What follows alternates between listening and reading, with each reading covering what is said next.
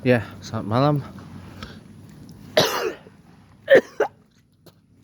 teman-teman semua. Assalamualaikum warahmatullahi wabarakatuh. Shalom Salve. Ya, teman-teman, Chatterbox edisi 8 Maret 2025, malam ke-9 hari bulan Ramadan 2020 1446 Hijriah.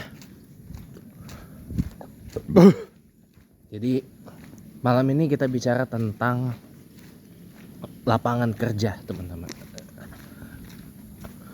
Konon katanya dalam salah satu manifesto kampanye dari pemerintahan yang ada sekarang, yaitu Presiden Prabowo Subianto dan Wakil Presiden Gibran Raka Buming Raka, dijanjikan akan dibuka 19 juta lapangan pekerjaan.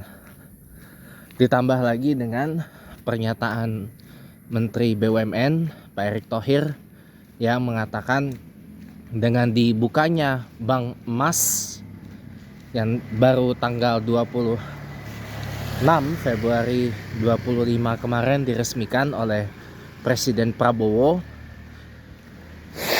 konon katanya akan dibuka 800.000 lapangan pekerjaan baru.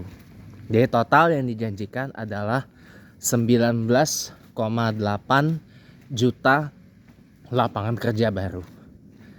Ya, kalau digabungkan dengan pemerintahan sebelumnya, pemerintahan mantan Presiden Joko Widodo atau Pak Jokowi, ya, total mungkin bisa lebih dari 19,8 juta lapangan pekerjaan yang dijanjikan akan dibuka. Sekarang yang menjadi pertanyaan saya secara pribadi adalah kapan terlaksana? Dan itu hitung-hitungannya sudah benar apa belum?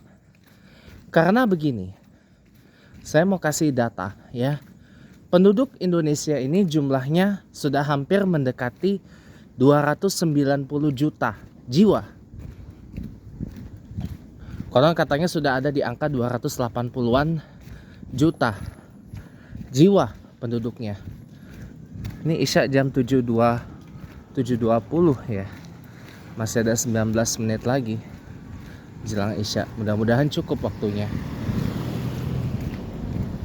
saya sampai ke lokasi. Nah, jadi dari 19,8 juta lapangan pekerjaan yang dijanjikan, pertanyaan saya, akan ada berapa orang yang terserap? 19,8 juta lapangan pekerjaan itu, mohon maaf ya kalau saya boleh berasumsi ya, itu hanya sebagian persen aja dari jumlah penduduk Indonesia yang gede banget ini. Indonesia ini negara dengan penduduk terbanyak keempat di dunia setelah India, Tiongkok, dan Amerika Serikat. Masa iya cuma dibukakan lapangan kerja 19,8 juta dari 280-an juta penduduk Indonesia ini? Kan harus ada hitung-hitungannya dulu dong. Usia produktifnya berapa juta dari 280 juta penduduk Indonesia itu?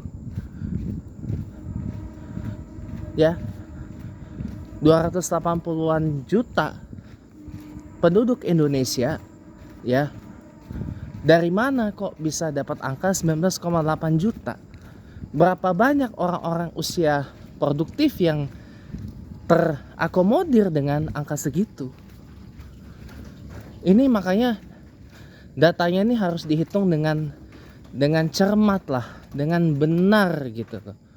Jangan hitungnya tuh salah gitu loh.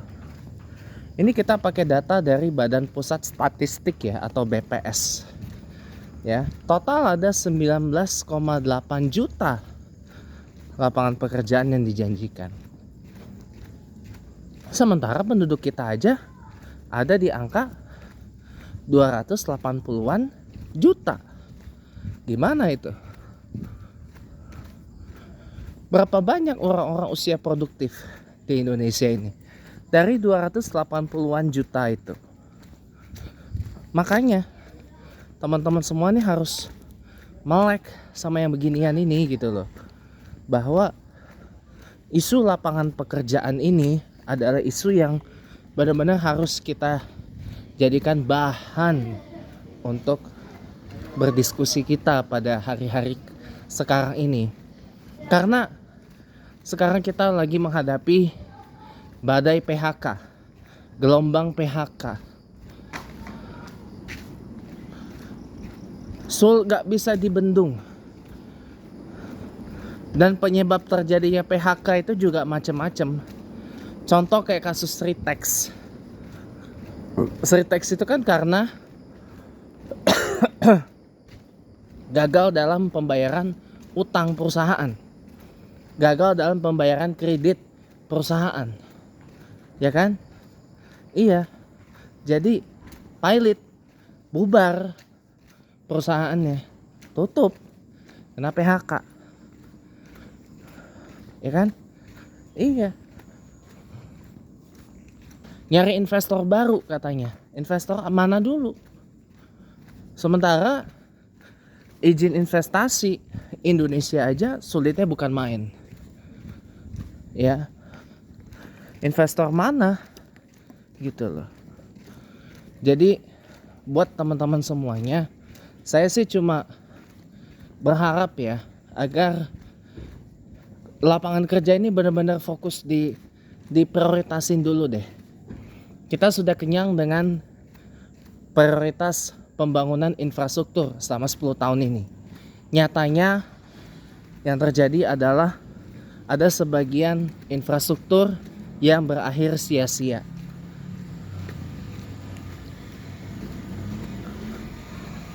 Saya apresiasi Bapak Presiden Prabowo meluncurkan Kopdes, Koperasi Desa Merah Putih di 700 desa beberapa hari kemarin. Bentar, ada tilawah Quran, takutnya kena copyright lagi. Oke, ini udah agak kecil tilawahnya. Mudah-mudahan gak kena copyright ya. Karena takutnya kayak waktu itu kena copyright gara-gara ada rekaman tilawah. Nah, jadi teman-teman semuanya, masih sisa 13 menit menuju Isya ya. Jadi kalau saya boleh katakan dengan sangat jujur ya, memang ada blunder sih di balik program prioritasnya Amir, pemerintahan Prabowo Gibran ini ya, yaitu program prioritasnya adalah apa yang kita kenal dengan sebutan MBG, makan bergizi gratis, dengan alasan bahwa rakyat kita tuh harus makan gitu loh, biar bisa bersekolah, biar dapat yang bagus gitu nilainya di sekolah. Rakyat kita harus makan dan sebagainya. Saya menilai program makan bergizi gratis ini sebagai sebuah epic failure gitu loh. Kenapa saya bilang epic failure? Karena nggak tahu apa yang ada di benak Prabowo ya, kok bisa meluncurkan program yang harusnya anggaran segitu cukuplah untuk memodali banyak wirausaha, banyak usia-usia produktif untuk bisa diorbitkan sebagai wirausaha.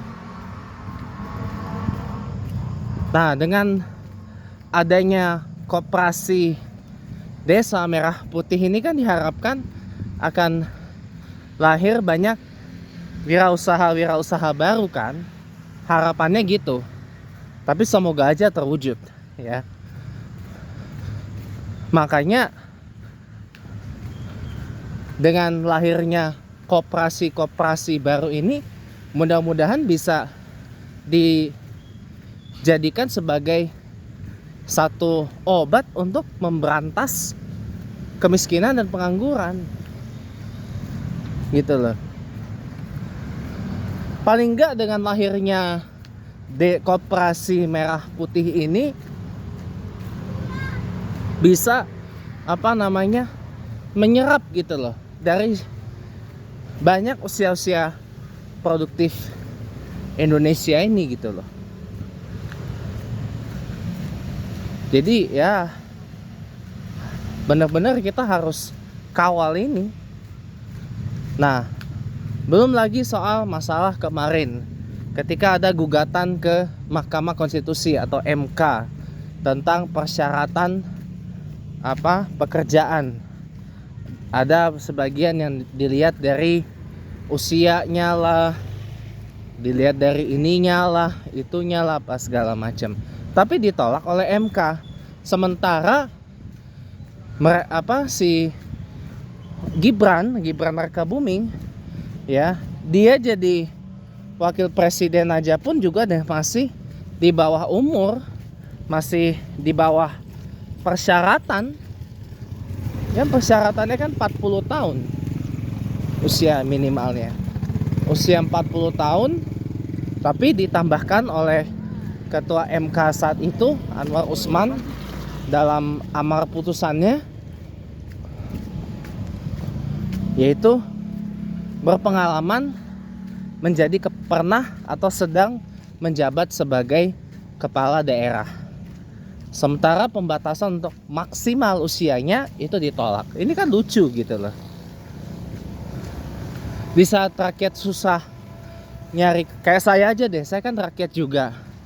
Di saat rakyat kayak saya susah nyari kerja, ya para pejabat, para elit-elit politik dengan mudah aja gitu loh ngangkat orang kerja dengan doi.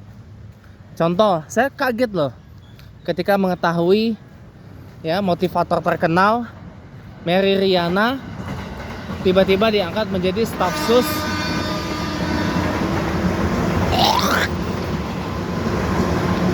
atau staf khusus Menteri Koordinator Bidang Infrastruktur dan Pembangunan Kewilayahan, Menko IPK, atau saya lebih nyaman menyebutnya Menko Infra Bangwil, Pak Agus Yudhoyono atau AHY. Kaget loh saya. Lalu tiba-tiba ada lagi artis Ralinsa, Buzzer Jokowi, Rudy Valinka diangkat jadi staf khusus Menteri Komdigi, Menteri Komunikasi dan Digital, Bu Mutia Hapit. Lalu tiba-tiba Deddy Corbuzier diangkat jadi staf khusus Menhan, Menteri Pertahanan, Pak Syafri Syamsuddin. Ini kan saya kaget gitu loh. Sementara kita yang di bawah, kita rakyat kok masih bergelut dengan mendapatkan lapangan pekerjaan. Ini suatu hal yang menurut saya ajaib gitu loh, di luar dugaan, dan ini sungguh sangat terlalu gitu loh. Too good to be true. Ini saya hampir, mudah-mudahan gak telat ya saya sampai ya. Malu saya kalau telat. Soalnya saya ke lokasinya nggak pakai kendaraan cuy. Saya jalan jauh. Lumayan 20. Ya hampir 20 menit jalan. Ya kan? Sementara tadi ayah tiri saya, ayah sambung saya mengatakan gaji beliau cuman dapat 4 juta. Itu kan? Gaji kecil. Tapi kerjanya aduh, tolonglah. Ya, saya tuh nggak ngebayangin gitu loh. Kok ada ya? Makanya kita sebenarnya nih dijajah oleh bangsa kita sendiri.